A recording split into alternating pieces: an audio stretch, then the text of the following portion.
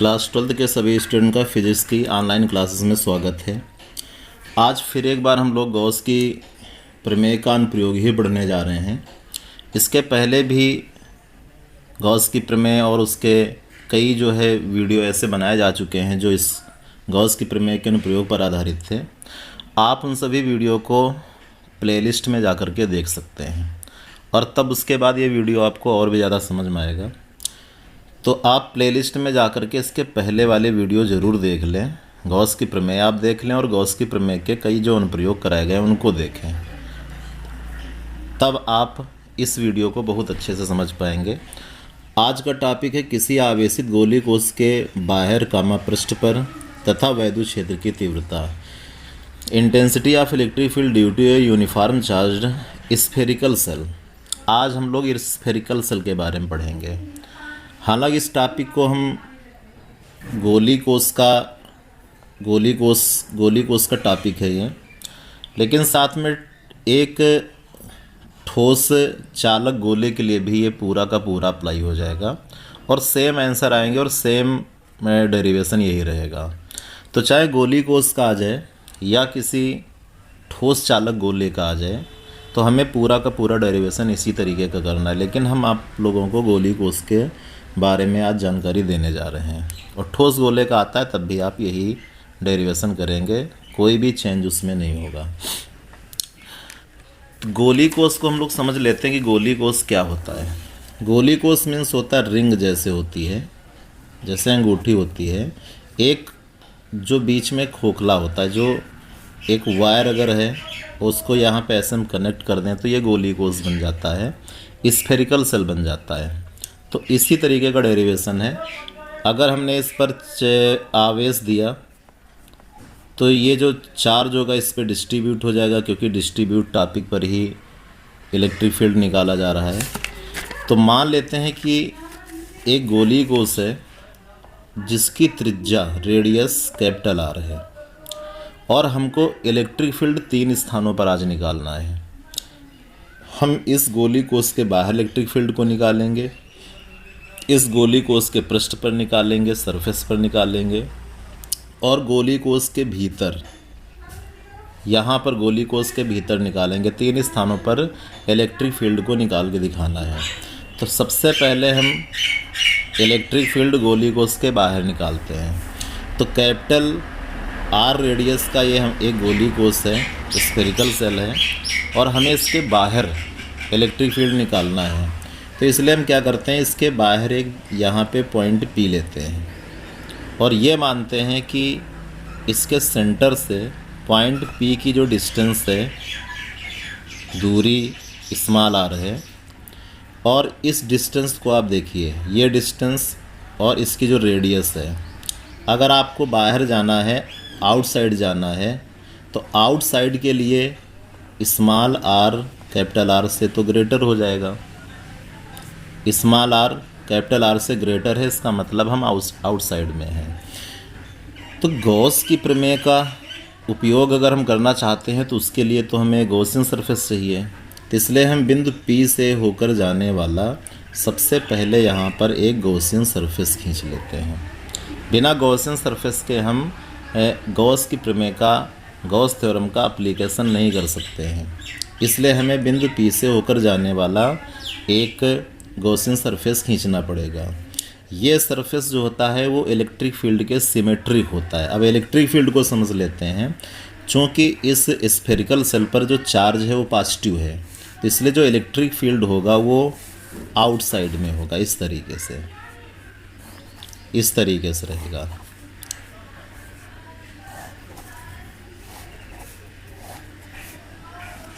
Direction outward होगी। तो ऐसे केस पर जो हम गॉसियन सरफेस बनाएंगे, आप इसको देख सकते हैं इलेक्ट्रिक फील्ड को। ये इलेक्ट्रिक फील्ड पॉइंट ओ से जाता हुआ प्रतीत हो रहा है। तो ऐसे केस पर अगर हम पॉइंट ओ से बराबर दूरी एक ऐसा सरफेस खींचे जो पॉइंट से हरदम बराबर दूरी पर रहे, तो वो सिर्फ गोली हो सकता है। इसलिए यहाँ पर हमें जो गॉसियन सरफेस खींचना पड़ेगा वो गोली खींचना पड़ेगा, स्फेरिकल खींचना पड़ेगा। बिंदु P जो है, जो पॉइंट P है, इसके बाहर इसके चारों ओर एक हम छोटा सा भाग लेते हैं, एक छोटा सा अवयव लेते हैं जिसका एरिया डेल्टा ए है। इलेक्ट्रिक फील्ड की डायरेक्शन कैसे होती है? चूँकि पॉजिटिव चार्ज है इसलिए इलेक्ट्रिक फील्ड की डायरेक्शन आउटवर्ड है। तो आउटवर्ड डायरेक्शन है तो इसको हमने ई वेक्टर लिख लिया। लेकिन जो एरिया की डायरेक्शन होती है वो किसी भी सरफेस पर लंबवत होती है, नॉर्मल डायरेक्शन पर होती है। तो चूँकि ये गोलीय पृष्ठ है, इस पर जैसे ही हम एक लंबवत डायरेक्शन पर एरिया वेक्टर खींचेंगे तो वो डेल्टा ए वेक्टर रहेगा। और वो चूँकि इसके क्या रहेगा, ये भी इलेक्ट्रिक फील्ड भी इस पृष्ठ पर लंबवत है और जो एरिया वेक्टर है वो भी इस पृष्ठ पर लंबवत है, इसलिए दोनों एक दूसरे के पैरेलल हो जाएंगे। पैरेलल हो जाने की वजह से यहाँ पे जो दोनों के बीच में एंगल बनेगा वो 0 डिग्री का बनेगा। तो यहाँ पे एंगल 0 डिग्री का रहेगा, हमें इसकी आवश्यकता पड़ेगी। तो यही फिगर हमने यहाँ पे अपने डेरिवेशन में बनाया हुआ है। ये देखिए, इस डेरिवेशन के लिए हमें ये फिगर बनाना पड़ेगा। कैपिटल आर रेडियस का एक हमारे पास स्फेरिकल सेल है और सबसे पहले हम जो इलेक्ट्रिक फील्ड निकालेंगे वो बाह्य बिंदु पर निकालेंगे। एट एक्सटर्नल पॉइंट पर इलेक्ट्रिक फील्ड हमको चाहिए, तो वही फिगर हमने यहाँ पे बना लिया। अब ये हमारे पास गॉसियन सरफेस है, हमें इस गॉसियन सरफेस से होकर जाने वाला इलेक्ट्रिक फ्लक्स चाहिए। तो इसके पहले कई फार्मूले पढ़े जा चुके हैं कि किसी भी गॉसियन सरफेस से होकर जाने वाला अगर इलेक्ट्रिक फ्लक्स चाहिए तो phi equal to closed integral of E vector dot में डेल्टा ए वेक्टर लगा देते हैं। किसी भी गॉसियन सरफेस से होकर जाने वाले फ्लक्स का यही फार्मूला होता है। तैयार कर लीजिए आप इसको, यही फार्मूला हम यहाँ पे अप्लाई कर देते हैं। थोड़ी सी थ्योरी भी आप जो है तैयार कर लीजिए। माना गोली कोश के केंद्र ओ से स्मॉल आर दूरी पर एक बिंदु पी है जिस पर तीव्रता हमें ज्ञात करनी है। ये पॉइंट पी है, यहीं पर हमको इलेक्ट्रिक फील्ड चाहिए और इसके लिए बिंदु पी से होकर जाने वाला स्मॉल आर त्रिज्या का ये जो बिंदु पी है, पॉइंट पी है, इससे होकर जाने वाला स्मॉल आर रेडियस का एक हमने गॉसियन सरफेस खींच लिया। अब हम सबसे पहले जो संपूर्ण गॉसियन सरफेस है उससे गुजरने वाला फ्लक्स निकाल लेते हैं और गॉसियन सरफेस से गुजरने वाले फ्लक्स का फार्मूला ये होता है, आपको तैयार हो चुका होगा। Phi equal to closed integral of E vector dot में डेल्टा ए वेक्टर। लेकिन इसका फार्मूला क्या रहेगा, इसको एक्सप्लेन करते हैं। ई वेक्टर डॉट में delta A vector equal to E D A cos theta होता है। ठीक उसी तरीके से जैसे ए वेक्टर डॉट में B vector equal to A B cos theta होता है, यहाँ पे सेम वही फार्मूला अप्लाई किया जाता है क्योंकि दोनों के बीच में स्केलर प्रोडक्ट है यहाँ पे E D A cos theta. अब यहाँ पे जो थीटा हमें लिखना होता है वो इन दोनों की डायरेक्शन के बीच का एंगल लिखना होता है। तो चूँकि दोनों यहाँ पे कैसे हैं, पैरेलल हैं, इनके बीच में 0 डिग्री एंगल बन रहा है, इसलिए हमने थीटा इक्वल टू 0 डिग्री कर लिया। अब इसके बाद थीटा इक्वल टू 0 डिग्री को जैसे हम यहाँ पे रखेंगे तो cos 0 की वैल्यू कितनी होती है 1 का इसमें मल्टीप्लाई करोगे तो ई वेक्टर डॉट में delta A vector equal to E D a आ जाएगा। इस तरीके से हम ई वेक्टर डॉट में डेल्टा ए वेक्टर की जो वैल्यू है उसको यहाँ पे पुटअप करते हैं। तो ई वेक्टर डॉट में delta A vector equal to E D A, इस जगह ई डी ए रखेंगे तो आंसर हमें ये प्राप्त हो जाएगा phi equal to E D A. तो फाई इक्वल टू ई को बाहर करते हैं और close integral of delta A. Close integral of delta A means क्या होता है, संपूर्ण गॉसियन पृष्ठ का क्षेत्रफल। और संपूर्ण गॉसियन पृष्ठ जो है वो स्मॉल आर रेडियस का है। यहाँ पे दो सरफेस आपको दिख रहे हैं, एक स्फेरिकल सेल है और एक गॉसियन सरफेस है। तो अभी हम गॉसियन सरफेस से होकर गुजरने वाला इलेक्ट्रिक फ्लक्स ज्ञात कर रहे हैं। तो आप यहाँ पे कंफ्यूज ना हो कि एरिया जब लिखने का नंबर आए तो आप इसका एरिया लिख दें, नहीं, हम गॉसियन पृष्ठ से होकर गुजरने वाला फ्लक्स निकाल रहे हैं, इसलिए हमें रेडियस इसी की लिखनी, इसी का एरिया हमको लिखना पड़ेगा। इसी के रेडियस ले रहे हैं और इसी का एरिया हमको लिखना पड़ेगा। तो संपूर्ण गॉसियन पृष्ठ का जो क्षेत्रफल बनेगा वो 4πr² बनेगा क्योंकि उसकी रेडियस स्मॉल आ रहे हैं।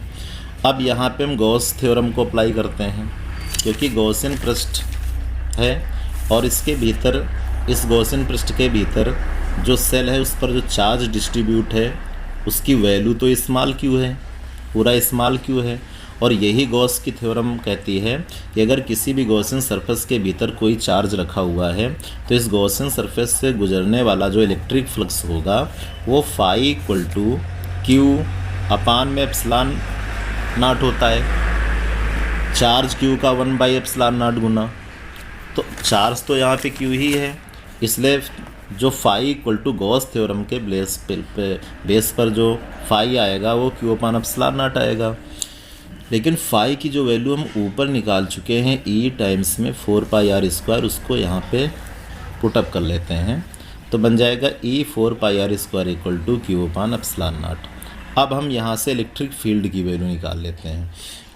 जब इलेक्ट्रिक फील्ड की वैल्यू निकालेंगे तो इस वैल्यू को ट्रांसफ़र करेंगे, ये नीचे आएगा 4πε0 में मल्टीप्लाई करेगा और r चला जाएगा क्यू के नीचे, क्यू अपान r²। इसको इक्वेशन नंबर फर्स्ट मान लेते हैं। तो ये इलेक्ट्रिक फील्ड का एक जनरल इक्वेशन है, एक व्यापक समीकरण है। और इसके बाद अगर ऐसा मान लिया जाए कि ये जो चार्ज यहाँ पर डिस्ट्रीब्यूट है, चूँकि पृष्ठ पर है इसलिए इसके जो पृष्ठ का जो इसका जो पृष्ठीय आवेश घनत्व है अगर वो सिग्मा हो, क्योंकि यहाँ पे चार्ज पृष्ठ पर डिस्ट्रीब्यूट है, सरफेस पर डिस्ट्रीब्यूट है, इसलिए इसका जो सरफेस चार्ज डेंसिटी होगा वो सिग्मा ही होगा। तो सिग्मा इक्वल टू तो क्यू अपान ए होता है फार्मूला। और यहाँ से अगर हम चार्ज की वैल्यू निकालें तो क्यू इक्वल टू सिग्मा ए। अब फिर आपको यहाँ पे अलर्ट रहना पड़ेगा कि ए हम किसका लिखें। तो चूँकि हम पृष्ठीय आवेश घनत्व पर काम कर रहे हैं, आवेश कहाँ फैला है, गोली कोश के पृष्ठ पर। एरिया किसका लिखना है, जहाँ पे आवेश डिस्ट्रीब्यूट है। आवेश यानी चार्ज जो डिस्ट्रीब्यूट है वो गोली स्फेरिकल सेल पर डिस्ट्रीब्यूट है। तो हमें एरिया इस बार इसी का लिखना पड़ेगा और इस बार इसकी जो रेडियस है वो कैपिटल आर है, इसलिए इसका जब एरिया लिखेंगे तो 4πr², क्षेत्रफल इसका 4πr² होगा। और इस क्यू की वैल्यू को इक्वेशन फर्स्ट में रख देते हैं। यहाँ पे लिखेंगे इक्वेशन फर्स्ट से। तो जैसे इसकी वैल्यू को इक्वेशन फर्स्ट में रखेंगे क्यू के प्लेस पर तो हमें ये इक्वेशन प्राप्त हो जाएगा। 4π से 4π कैंसिल हो जाएगा, सिग्मा अपान एप्सिलॉन नॉट बनेगा और कैपिटल R² अपान में R²। तो इस प्रकार से हम गोली कोश के बाहर वैद्युत क्षेत्र की तीव्रता का इक्वेशन प्राप्त कर चुके हैं। वो सिग्मा अपान में एप्सिलॉन नॉट है और कैपिटल R² अपान में स्मॉल r²। लेकिन हम अगर गोली कोश के पृष्ठ पर तीव्रता निकालना चाहते हैं तो इसको भी समझ लेते हैं। इसके पहले ये गोली कोश था, स्फेरिकल सेल, इसकी जो रेडियस थी वो कैपिटल R थी और पॉइंट P जो हमने लिया था वो स्मॉल r डिस्टेंस पर लिया था। लेकिन अब ये जो पॉइंट P है इसको हमें इसके पृष्ठ पर लाना पड़ेगा। ये कैपिटल R रेडियस का सेल है, पॉइंट P को जब पृष्ठ पर लेकर आओगे तो पॉइंट P यहाँ पर आ जाएगा और अब इसके सेंटर से जो पॉइंट P की डिस्टेंस रहेगी वो स्मॉल r ही रहेगी। लेकिन अब आप यहाँ पे समझ सकते हैं कि कैपिटल R स्मॉल r दोनों इक्वल हो चुके हैं, क्योंकि पॉइंट P भी इसके सरफेस पर है और इसकी रेडियस कैपिटल R है, ये भी रेडियस दोनों बिल्कुल इक्वल हो चुके हैं। तो दोनों के इक्वल हो जाने से जैसे हम पृष्ठ पर निकालेंगे तो स्मॉल r कैपिटल R के इक्वल हो जाएगा। और ऐसे केस पे जो यहाँ पे स्मॉल r लिखा था यहाँ पे हम कैपिटल R का यूज़ कर लेंगे। तो कैपिटल R करेंगे तो कैपिटल R² हो जाएगा। तो यहाँ पे फार्मूला जो बनेगा वो E equal to sigma upon में epsilon not R² upon R², ये इससे कैंसिल हो जाएगा। और E equal to sigma upon epsilon naught, sigma upon में एप्सिलॉन नॉट आ गया। जहाँ पे सिग्मा क्या होता है, ये सरफेस चार्ज डेंसिटी है, पृष्ठीय आवेश घनत्व है। और एप्सिलॉन नॉट को हम लोग निर्वात या वायु की विद्युतशीलता कहते हैं, परमिटिविटी या फ्री स्पेस। अब इसके बाद हम गोली कोश के भीतर इनसाइड इलेक्ट्रिक फील्ड निकालते हैं। तो गोली कोश के भीतर एक बार हम इस फिगर को फिर से ध्यान देते हैं।